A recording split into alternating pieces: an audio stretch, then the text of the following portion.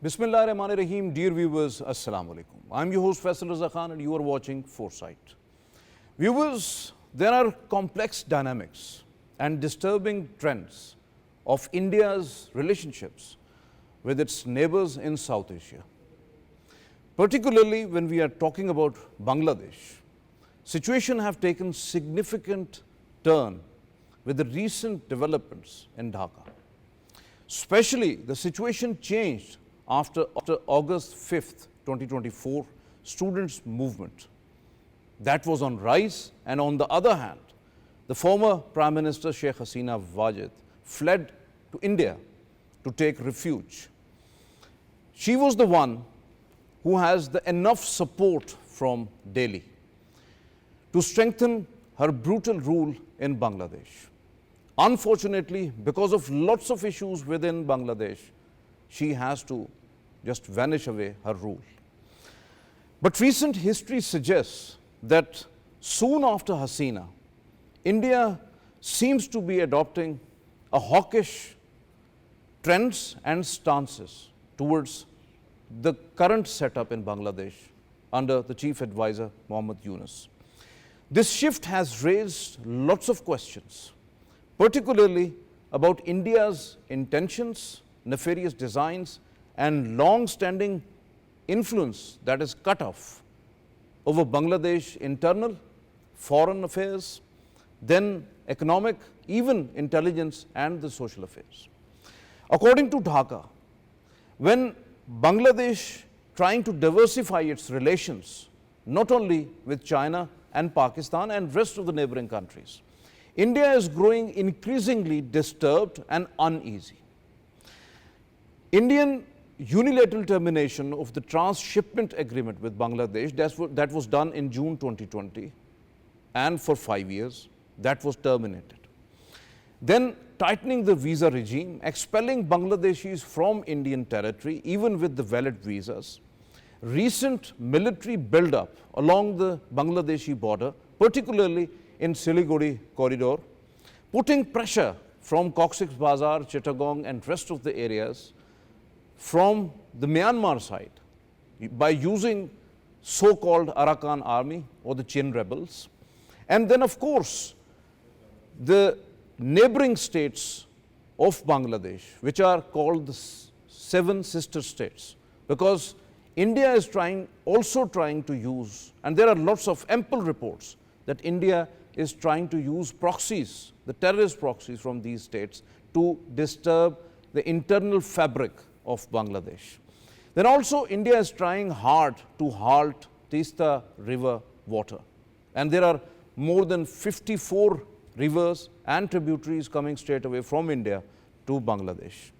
There are lots of rapid malicious campaigns going on against Bangladesh, not only in media, but also rapidly by using the social media. So this has further strained the relationships with Bangladesh. And Bangladesh is right at its stance that why now? Why not during the Hasina's time? There are lots of questions. To get answers of these questions, we have in our studios Dr. Waseem Ishaque. He is the International Affairs and most welcome to you, sir. Thank you very much for your presence. And with him, Usama Hameed. He is an Indian Affairs expert and associated with the Institute of Strategic Studies, Islamabad, as a research associate. Thank you very much, Usama, for your presence here. And online joining us, Dr. Hasan Zafar. He is a political economy analyst. Thank you very much, Dr. Saab, for being with us online. My first question to you, Dr. Waseem, what do you think about Indian uneasy and the teasing strategy to its neighbors, not only Pakistan, but now Bangladesh as well? That soon after Delhi's strategic asset, Prime Minister Hasina Wajid, fled the country. Since then, Indians look hawkish towards the current setup of the Chief Advisor Muhammad Yunus. Is it because of the leverage and autonomy that Delhi was enjoying in Bangladesh for the long time, at least more than a decade, and using it as a buffer zone against China and other countries, which is largely restricted now? Faisal, thanks for the invitation. Let's go back to the history and evaluate the India-Bangladesh relations post 1971.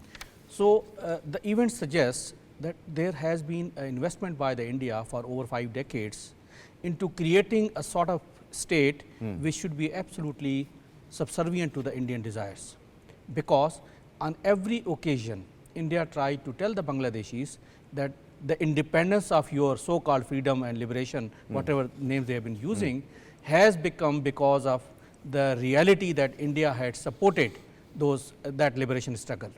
So, since then till today, India has invested heavily in all domains. And last 15 years of Sheikh Hasina, unfortunately the misgovernance, the way she had treated the Bangladeshi commoners, it has been so ridiculous that the commoners stood against this brutal regime and the people's power prevailed once again. And what we have seen, that Sheikh Hasina had to eventually fled to India because that was the safe haven for her. So, in that case, the 50 years of investment by India has probably, they felt that it has gone waste.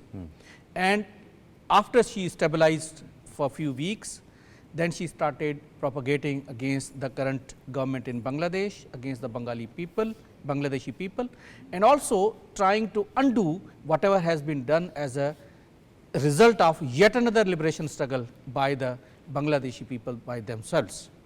So, virtually India is running out of options. But let us see the strategic culture of India, how it has been treating the other regional countries. India has been absolutely hegemonic, it has been brutal in its approach towards its neighbors, and the dysfunctionalism of the South Asian Association, that is SAARC, is one such testimony that because of the Indian hegemonic ambitions, this organization of South Asia is dysfunctional virtually. So, India has been treating all its neighbor in a very, very different way, as normally it has been propagated as against what India has been trying to project itself to the world for the democracy and people's right and everything. Secondly, now the current administration in Bangladesh led by Mr. Yunus is far more pragmatic, far more understanding of the international affairs and global governance. They want to diversify the foreign policy and foreign relations of Bangladesh. And obviously, Pakistan and China are one such options where we are ready to mend the memories of past and move on to the future. So, that probably Indian foreign policy makers feel detrimental to their 5 decades of investments. So, whatever India is trying to do is actually because of the impatient actions, because they are running out of options. Definitely, because you are very right on that account, because China has no habit of interfering into any other countries. Exactly. They are concerned only with development, and they have the theme that we have to grow together. Yes. And Pakistan is also a proponent to have prosperity across region, and we should take all the countries together, including Bangladesh, because we have a very historical ties, and even we have very close bonds with each other. Yes. So that is paramount really. But India is you know that very used to have all the states. They think about under the Akhand Bharat and all other phenomena, unfortunately. So Usama, do you not think that India is actually severely upset because of its long going privileges to interfere into the Bangladeshi internal affairs, the frequent border clashes, then unresolved water sharing issues? We have the example of the Teesta River, then Indian open access to Dhaka's foreign policy, the political meddling, even during the last elections of the Hasina Wajid, through which she came, and people know that how unilaterally she was elected by nobody. And then Sheikh Hasina's brutal policies against her own people on behalf of the Indian dictations. That was the prime factor for her departure, and skyrocketing growth of the anti-India sentiment, especially among youth across Bangladesh. So how do you see the overall scenario that, as rightly pointed out, that India is running out of options right now? So what do you think about? Thank you, Faisal Sahab. Definitely, as Dr. Waseem has already pointed out, India had decades-long investment in Bangladesh, and it wanted to use Bangladesh as a vassal state, as a state that is fulfilling its regional objectives and helping it to become a regional hegemon. And Hasina, in shape of Hasina, India saw an option that this investment is bringing fruit, and this investment, Sheikh Hasina was doing everything that India needed for the region and internally in Bangladesh as well. So after this massive rise up of the masses and how they toppled her regime, so this is definitely upsetting for India. And after this scenario, after the August of the rising of August last year, we see that domestically there is a huge anti-India sentiment in masses. They don't want to see Indian products in their markets. They don't want to see India interfering and meddling in their own political affairs. Politically, there is a more vibrant government there. The interim setup, this is they are indicating that the agreements made between Hasina and the Indian government, they are Mohammad Yunus is actually trying hard to diversify its relations with the regional and the global countries and nations. So what's the harm in that? Is there any problem with the... Exactly, but how India has been using had been using Bangladesh for its own purposes, its hegemonic designs. So this was problematic for the region, and now the way the situation has turned up and now the events have unfolded, this is problematic for India's own ambitions and regional designs. So now at the foreign policy front, Bangladesh is going more vibrant, more inclusive, opening up, and Bangladesh is adjusting with the changing global realities. Now more powers are rising. It's the right of every state. Yeah. Why India thinks about that it's only its on or her right to stay in a course of with the changing geopolitical things. Why not Bangladesh? So definitely we see that the Modi regime in India has been taking has been inspired by an ideology that is of Akhand Bharat. So they want to control the region, they want to destabilize the region in a way that fulfills their own interests. They want as they think. Yeah, but so in a balanced regime in Bangladesh, a balanced government in Bangladesh like of Yunus or any other government that comes politically elected government through peaceful electoral process, that will not be doing anything for India that was being done by Hasina government.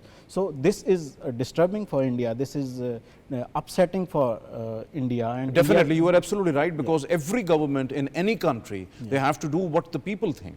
And they must have to be elected. And although Mohammad Yunus is just an interim setup, but there is an election going to be held in Bangladesh soon. So Dr. Waseem, what about Modi Yunus first interaction meeting in Bangkok, Thailand, during the Bay of Bengal Initiative for Multi-Sectoral Technical and Economic Cooperation, BIMSTEC, summit on April 4th, 2025.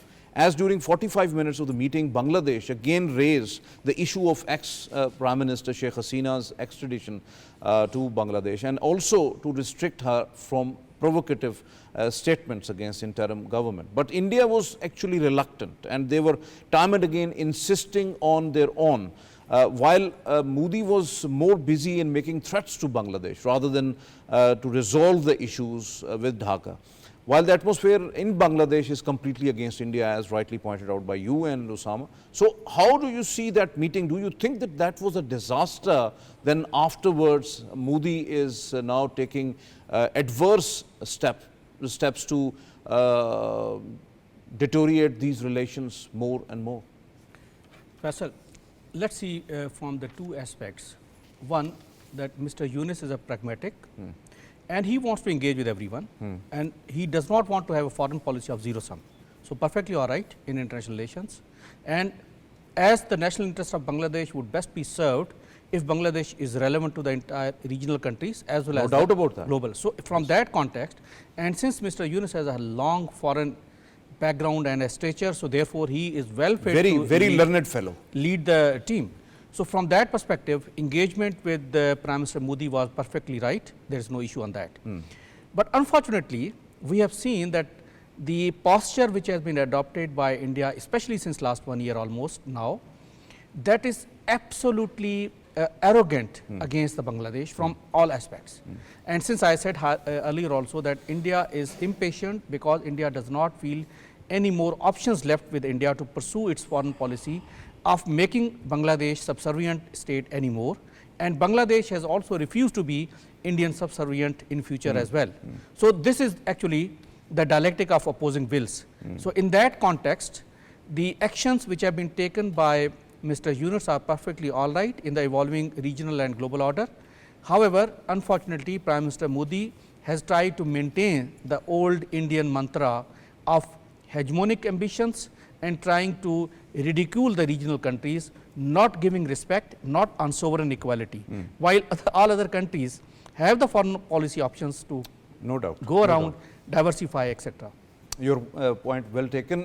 Dr. Hasan, soon after the Yunus China visit and Modi-Yunus Thailand meet, on April 8th, 2025, Delhi terminated transshipment agreement with Bangladesh that was agreed on June 29th, 2020 for the next 5 years. Under the WTO World Trade Organization's framework, Article 5 of GATT and Article 11 of the Trade Facilitation Agreement, member countries are expected to allow transit for the landlocked nations without undue restrictions or delays.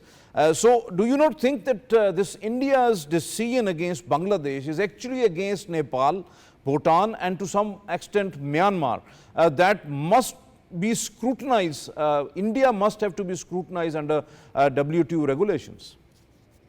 Thank you very much, Faisal sir, for this question. Let's try to understand India at the moment. Yes, you are right that this move by India is against Bangladesh in violation of Article 5 and Section 2 particularly of this article. But it does hurt. It is aimed at Nepal because of growing Chinese presence in Nepal and other countries in the region, Myanmar, Bhutan, for example, because China is investing heavily in the infrastructure of these countries. So, but try to understand India's position after signing the strategic partnership with the United States in 2004. India is bound to take these steps. Let's not forget that the United States had withdrawn from the WTO agreement, and therefore India, as the regional partner of the US, is compelled to take the similar steps. Anything that undermines Chinese influence in the region. So if after Hasina Wajid, Bangladesh is taking its own course that is independent of the Indian hegemonic designs, India will not hesitate in taking any steps that hurt the Chinese interest in Bangladesh. Also consider the ongoing visit of President Xi Jinping in the ASEAN nations. So the way world is changing, the way things are developing in that particular region, because that region is important for China to grow its trade. And after the tariffs war between China and the United States, China is definitely looking for the newer market, the markets that have been seriously hurt by the tariffs. Vietnam, for example, Malaysia, for example. So ASEAN nations and Bangladesh, of course, comes into that region. So Bangladesh, the importance of Bangladesh is growing immensely due to these developments.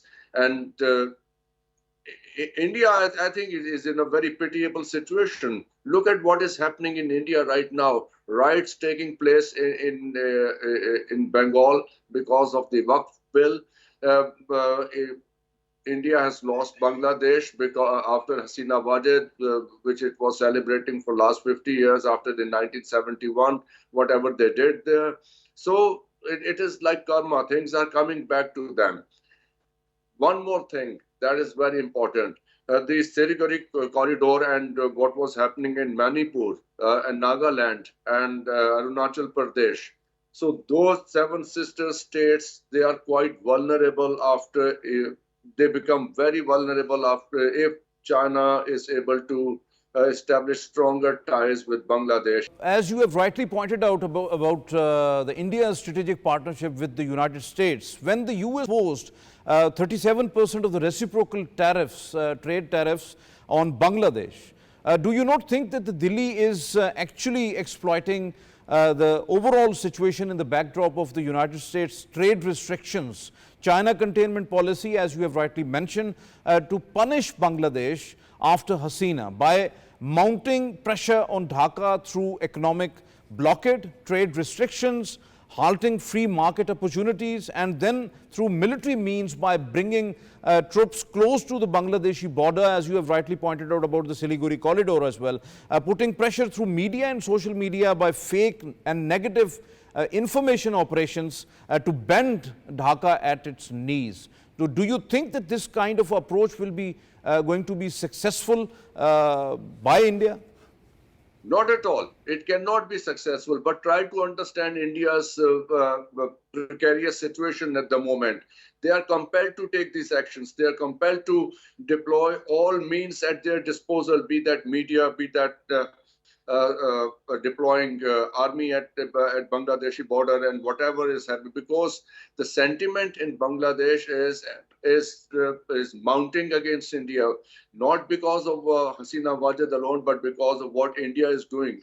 The river dispute, and India is notorious for their violating these agreements with regional countries. Whatever they have done with Pakistani rivers, Jhelum River after the violation of Indus Water Treaty, and the same they are doing with Bangladesh. So India is a regional bully. Let's not forget that. And it enjoys playing that role. And if you talk to Indians, there is a certain air of arrogance about them because of whatever economic progress they have made. And we know how they have made this progress since 9/11. The kind of space they were provided by the Western countries, and the way Pakistan was, tightened around the nose for playing a frontline state for them. We know how all that happened.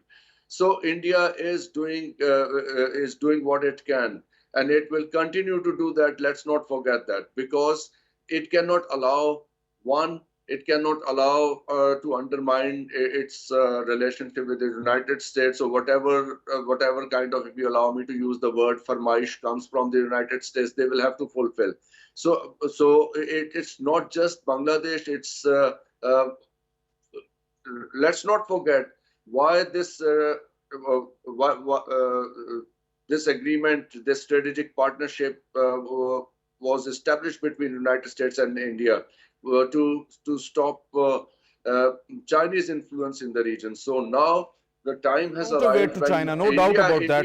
Dr. Sahib, your point well taken. Dr. Waseem, as Dr. Sahib is rightly pointing out, how do you rate Bangladesh's chief advisor, Mohammad Yunus' policy of broadening its foreign policy approach in all directions, as Usama has also pointed out, reaching out to all regional countries, including Pakistan and China, means balancing Dhaka's foreign affairs and relations towards all, rather solely dependent on India. If so, why India want every sovereign country to follow Delhi's dictation? Literally, I think that what's the problem with India? Because that was not the precedent 20, 30 years back. India adopted such a policy. Do you think that this type of hegemonic approach is going to serve a Akhand Bharat mantra, or this will create a kind of a disastrous situation within South Asia? Faisal, see the situation from two perspectives. First, from the Bangladeshi perspective. Unfortunately, especially 15 years of Sheikh Hasina, and by and large, last 5 decades, Bangladesh's foreign policy was subservient to Indian desires. Whatever India was saying, they were ready to do that. And especially last 15 years, allow me to say that probably that Bangladesh was one of the promises of India, especially last 15 years of Sheikh Hasina. However, the change which has occurred from the Bangladeshi side first, that it has become more inclusive in its approach socially, politically, as well as in its foreign outlook. And as I highlighted earlier also, Mr. Yunus is a very pragmatic person. So he thought, rather than making foreign policy in just in one angle, and that too under subservient to India, he wanted to make it open up and then make it more vibrant and more dynamic, especially in the region. And in that context, he reached out to China and he reached out to Pakistan. From the Indian perspective, their entire investment of last 5 decades, probably they feel that it has been ruined. And secondly, they could bully any time Bangladesh before, but the situation is now quite different. Secondly, in the foreign policy perspective, while the national interest is supreme and every country should be pursuing its national interest, and those national interests is of course being dictated by the prevailing environment. So in the evolving regional order, especially where China is now heading towards becoming a #1 economy in few years to come, and the China's global prestige as it is expanding, and the recent visit to ASEAN countries as our other speaker just highlighted, vis-a-vis how the United States and its tariff war and the Trump war and whatever is otherwise happening in the other side of the globe. So in that context, and India being I would say our partnership with the United States starting from 2004-5, and now it is Indo-Pacific strategy where India has a focal role. It is a quadrilateral alliance where India has militarily agreed to abide by the US dictates. So in that context, Bangladesh is trying to play its cards very wisely away from the geopolitics, remaining relevant to all the regional countries, and especially those countries in which traditionally intelligently and cautiously they have to play their cards, no doubt about that. Usama, what about the growing water sharing disputes? These are mounting between Bangladesh and India. As India is now once again using the 54 rivers or tributaries as a weapon of war, especially when it comes to the Teesta River dispute, which is a long-standing conflict over the fair sharing of the transboundary water with Bangladesh. Bangladesh claims actually that it's fair share than it's currently actually receiving. So then the joint river commission, which was set up between India and Bangladesh, has not met since 2010. It's almost 15 years.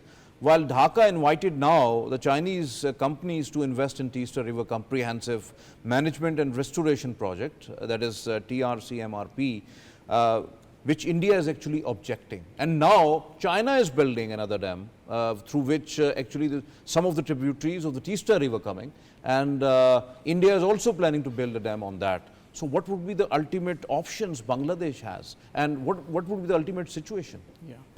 So, among many other things, this is also a colonial legacy. These water disputes we see in our part of the world. We see that lower riparian states always complain of the upper riparian states exploiting their position. Especially India. Especially India. And Bangladesh is also a victim of that. And in 1960s and 70s, we see that there was an international system that was growing, that was functioning. Most of the experts say that it's fortunate for Sri Lanka to be slightly away from India. But otherwise, Sri Lanka would also suffer because of the low riparian. Exactly. So the international institutions, they used to meddle in these issues, and they used to mediate between the disputing parties. But now we see that in 1983 there was the last agreement between India and Bangladesh over Teesta River. So, but this agreement has never formalized. The Joint Action Committee that was formed, and the last meeting was held in 2010, and in Hasina's rule, these 15 years of the Hasina government, we didn't see any improvement of any issue. Hasina government did not raise this issue with India at any cost. And now the estimates are that Bangladesh is losing 1.5 million, approximately 1.5 million tons of rice because of the shortage of water.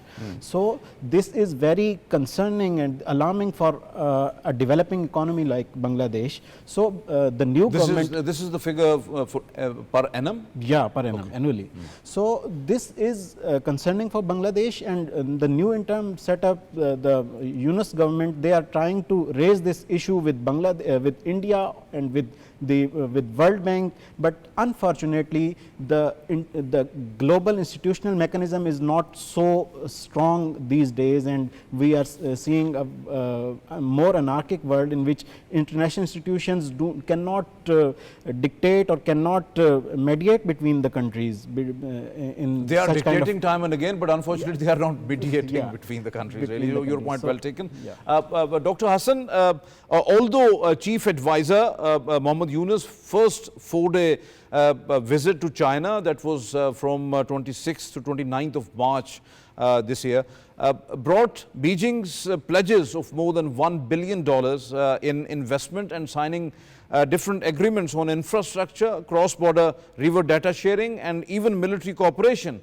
And Bangladesh majority believes that visit actually intends to develop a country as potential maritime gateway to India's northeastern states and even to other neighboring countries. His remarks about the seven sister states were to frame an economic opportunity, not that what India actually interpreted. And you know that what was the statement made by the Chief Advisor Mohammad Yunus in China. So what are your thoughts on that? Why India is too much cautious and panicked at this situation, and particularly about this statement?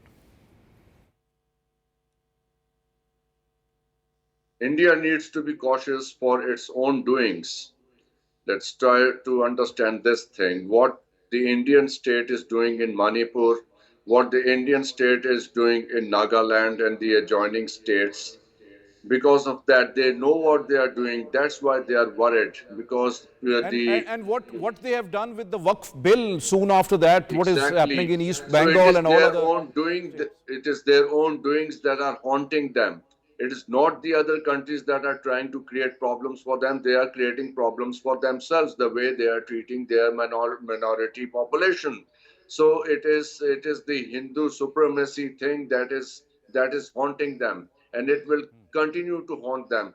Any country that wants to forge ties between themselves, they think that it is against them. They think it is against them because in their hearts they know what they are doing with their own population. So there is a growing tension among these people in the seven sister states, especially Manipur and those adjoining districts with Bangladesh. And you rightly pointed out, and I have spoken to people in Bangladesh, many of them, at least 10 districts bordering India have gone dry, entirely dry. Nothing is growing there. Those green fields have turned into deserts. So when you lash out this kind of treatment to your neighbors and to your own people, it turns into a nightmare, and that is what is happening. If Muhammad Yunus goes to China, he is representing a sovereign state. They have all the right to decide what they want to decide for themselves and for the betterment of their people. How does it hurt Indian interest? This is what we need to understand. You are absolutely right. And even Mohammad Yunus' visit to China is an intelligent move. One must have to appreciate that, because if the neighboring country is not going to support the other neighboring country, then what's the option left? Definitely to the neighbor's neighbor is the option what the India is using against all the neighbors. So what's the question in that? Why as a sovereign country Bangladesh is using those options? So Dr. Hasan, a sovereign and an independent country, what's the harm in inviting Chinese investments and any kind of investments by Bangladesh in a far-flung and most deprived areas like Rangpur, Lalmuren Hart, and other areas of the Saidpur, which is adjacent to Siliguri corridor, like Pakistan actually pursuing the China-Pakistan economic corridor, particularly in Balochistan. But unfortunately, India is clearly acting as an enemy, not only to Pakistan, but also to Bangladesh as well. So why India is doing that? Why India don't want prosperity in other neighboring countries? Try to understand one thing, Faisal Saab. India is infused with a sense of entitlement because of the kind of treatment United States and the West has offered India in last 20 years after signing this partnership. They could import oil from Iran after the sanctions of Iran. They could import oil from Russia after the Ukraine war, and they said we are very smart in our diplomacy. This was not smart diplomacy. This was it was a advantage given to you because of your partnership with them and because of the kind of role they want you to play for them in that South China Sea against China. So if Dr. Yunus goes to China and China is able to forge relationship with Bangladesh, that has remained under Indian influence for God knows since when. That is the problem here. That is why it is looking very bad, and that is why all the media, Indian media, and all those people, they are speaking against it. So India is, in my understanding, it's not in a very pretty situation in that region because of after having signed that partnership agreement with the United States, because now after the tariffs, things are changing. If the tariffs are also hurting India, and China is standing tall amongst all this. And China is creating space for itself in the ASEAN nations. So Bangladesh is part of it. If that happens, it will become a nightmare for India if they don't have good relations with China. But how can they, after whatever is happening in these seven sister states, Arunachal Pradesh, for example, where Chinese have established their bases, they have annexed 4,000 square kilometers of Indian territory, which India claims its own.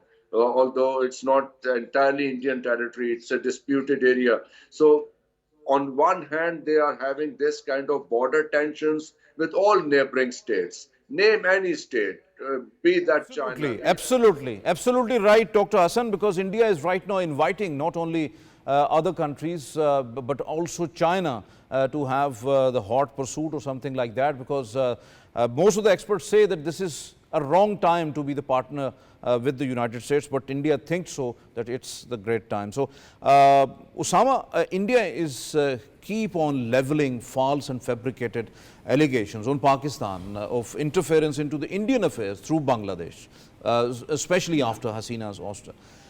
Why India is creating such a condemnable smokescreen?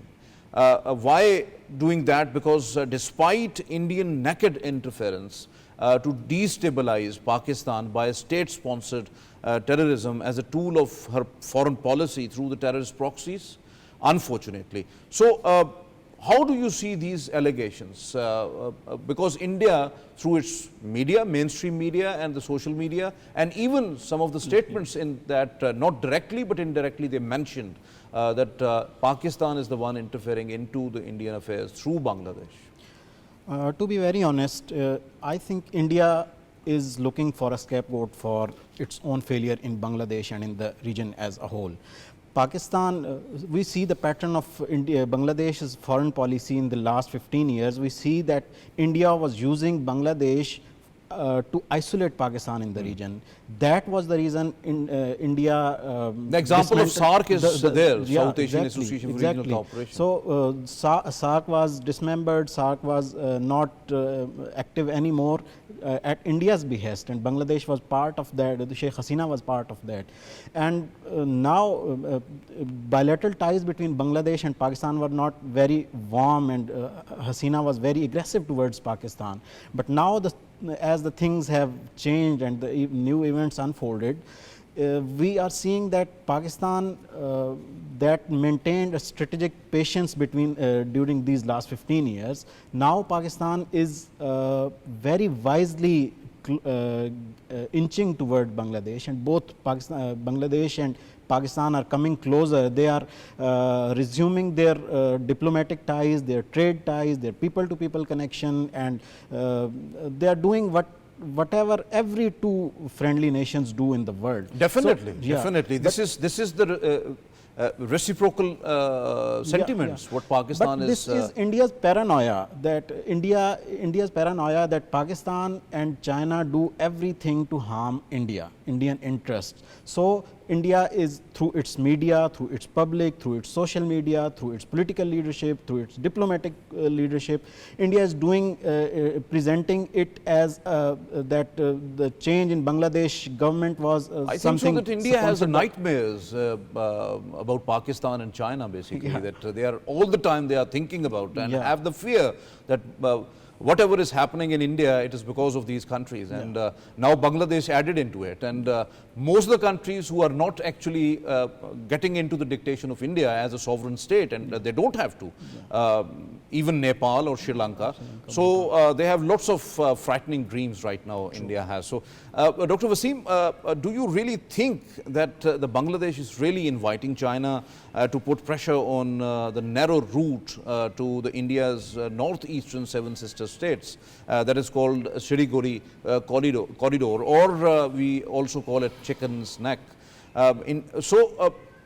Whether it is amazing, it looks very surprising that India is always thinking about, and debates are going on, that Bangladesh might be going to cut it off from India, and the Indian media and the social media is actually propagating it. It could be India's the preemptive tactic to attack Bangladesh, might be, or having some sort of a hot pursuit, because India is an occupier, registered oppressor, the terror exporting country, a hegemon state, and it's evident across South Asia when it comes to, and India itself, given that map which depicts the Akhand Bharat policy of India. Faisal, let's see first what is China's foreign policy towards the region and how China is trying to reposition itself in a highly turbulent global order. China has a very straightforward stated white paper on its foreign policy of non-interference into the affairs of other countries. And China does not demonstrate any military or hegemonic ambitions against any other country. So therefore, China attacking on the parts of India, probably it seems to be more of just a fallacy. From the Bangladeshi part, having good relations with China is their sovereign right. So that's why they wanted to diversify its foreign policy.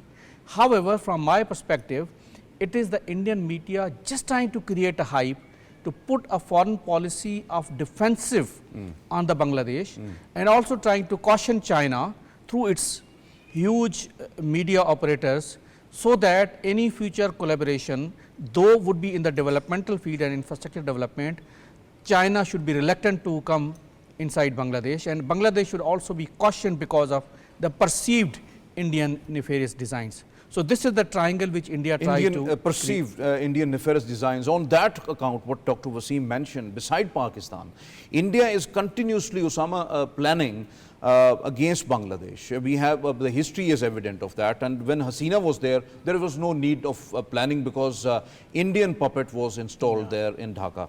So now there is ongoing planning and propagation in Indian government, the bureaucracy, intelligence, and in media to take on Bangladesh, especially through the areas of Saidpur, because they want to cut it off. That is the discussion going on over there, and putting pressure on Fini, Kumela, Chittagong, and Cox's Bazar areas, either through the military means or using terrorist proxies from Bangladesh, from within Bangladesh, from even neighboring Indian Seven Sister states, through Myanmar, by exploiting the de facto Arakan army, the Chin rebels also, or by ingressing Bangladesh internal fault lines, and they are discussing like using Hindu communities over there against Bangladesh, the liberal people over there, even the women, because women are very vocal in Bangladesh, they are educated, they are vocal, and same like ongoing Indian state-sponsored terrorism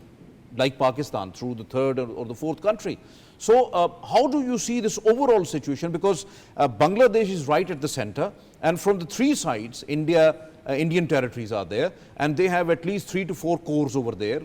So they are having very dark designs for Bangladesh right now. So you are right. First of all, we see that India cannot, India has not accepted the political change, the mass-driven change in Bangladesh. India is not accepting the people of Bangladesh. This is simple. That is why India exaggerated India made propaganda against this movement. There exaggerated accounts of attacks on minorities, especially Hindus. There were several some incidents, but India exaggerated it to the level that in every meeting of a political leadership or their diplomatic leadership, they raise this concern, or they in media they objectify that as if the Hindu identity or Hindu community in Bangladesh is threatening existential threat, facing existential threat. So this is the pretext of that they are using to destabilize Bangladesh. Now, I have just seen a report of by an RSS mouthpiece, a magazine that works for the RSS. The report was based on a suggestion that Hindus from across Bangladesh, they should gather in the two divisions, the bordering divisions like Chittagong and Rangpur. These two divisions, and they should be used as a Hindu majority area and to cut off from Bangladesh, and we can make a separate country out of Bangladesh, a Hindu majority country. Unfortunately, this is the thinking which is prevailing right now in India, and this is very disastrous and very dangerous regarding the region and for Bangladesh as well. What we are right now watching the overall scenario, what we are listening to the Indian strategists right now.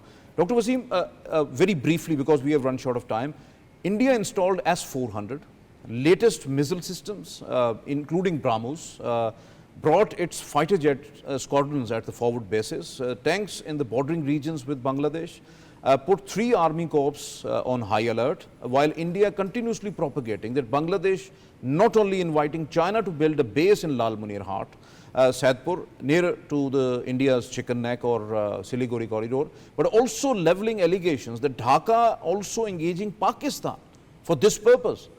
Why India is using such unilateral rhetorics when what India actually intend to achieve through such ventures? There are two aspects. One is the political aspect. Very and brief, the second one because is the we have to military go aspect. to So political Dr. Hasan as aspect is a coercive diplomacy which India wants to use to change the behavior of the current administration. The military side, they want to make a military preparations in a way so that the political ends are met by the current government in Bangladesh. So unfortunately, the regional environments today probably may not facilitate the Indian aggressive designs of military ventures once again as they did in 1971. However, what at the minimum aim they would be achieving at is the slight change in the behavior of the current administration of Mr. Yunus. That's why they want to create more space for them inside, so that some of the designs which Sheikh Hasina was ready to do, maybe some of at least those objectives are met at least in the regional level. Your point well taken.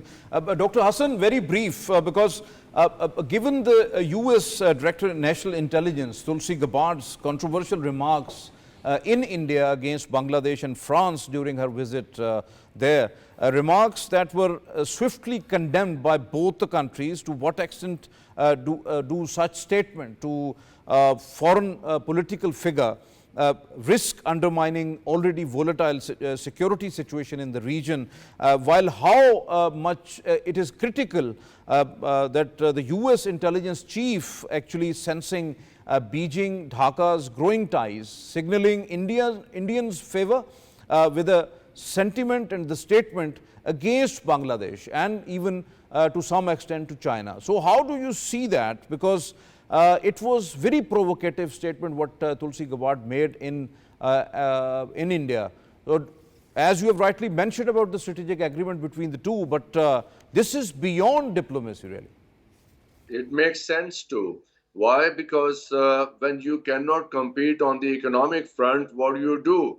You become a disruptive power. You are destroying trade routes, you are destroying diplomatic relations, you are withdrawing from the World Trade Organization agreement, so you don't have to comply with the Article 5 to allow full access to the states, because the scope of the article is quite broad. So that is what the Americans are doing at the moment. You see what they are doing in the Middle East, the kind of diplomacy, the kind of diplomacy they are playing out in Europe, and you can expect the same from them in this region. And of course, India is bound to because India is tied to their tail. India cannot go anywhere. They have signed the agreement, so they are bound to play dirty for their American masters. So that is what the situation is. Your point well taken. Thank you very much. Thank you very much, Dr. Hasan, for being with us online. Thank you very much, Dr. Waseem, for being here. And thank you very much, Usama, for your presence here in the studios. Viewers, you have just two our panelists.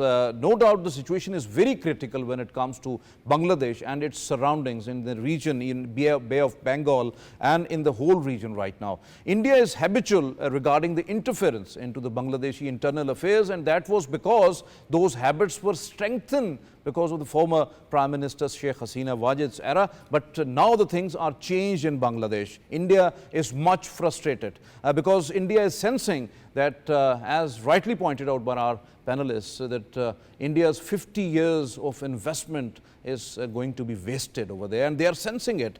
And India is running out of options.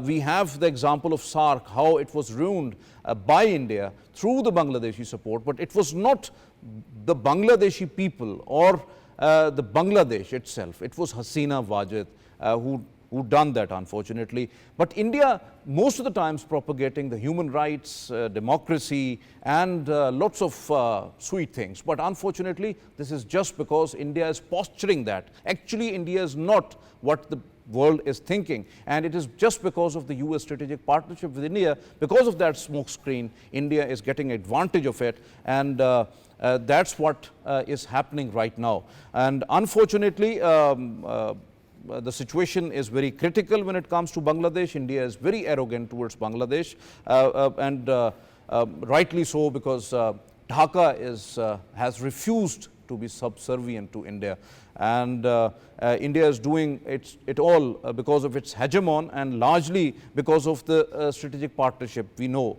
because of the strategic partnership with Washington, and along with containment of China policy, and think of itself that it's a counterweight to China, but unfortunately it is not, because most of the countries in the region, they are sovereign, they are independent, they have the independent foreign policy, they have the right to choose, and that's what Bangladesh is actually doing, and Chief Advisor Muhammad Yunus is doing. So let's see, there would be a visit of the Chinese president, and he has already gone to one of the country of ASEAN, so it's very important visit when it comes to China. And but the situation right now is that Bangladesh, surrounded by India, India is trying to disrupt this whole region, not only through economic means, through trade means, as a low riparian Bangladesh is getting unfortunately worse treatment on water resources, and then also the military buildup which is going on in Siliguri corridor, the Chicken's Neck, and also there in the Seven Sister States. And the very worrisome thing is that India is trying to use terrorist proxies, what India is doing in Pakistan through the third and fourth country, and they are using it, the Myanmar's land, the de facto Chin rebels, then also those so-called Arakan army, they are using it actually, and they are trying to sabotage the social fabric of within Bangladesh. They're trying to have some sort of disruption there. They try to harm Indian Bangladeshi military, and also the Bangladeshi government and the people of Bangladesh. We have lots of prayers for them, and we have lots of support also in terms of diplomatic and the trade deals which we have with Bangladesh right now. And we want that whole of the region, including India and all others, they must have to flourish, but India don't want it, unfortunately, because India has nefarious designs on that account. And when we are talking about overall scenario, we hope that things would get better with the interference of China particularly, and to stabilize the Bangladeshi economy, what the chief advisor of Bangladesh, Mohammed Yunus, is actually trying hard. So India must have to think that without a stable region, India also cannot grow. This is all from today's Foresight. It's time to sign off. Allah Hafiz.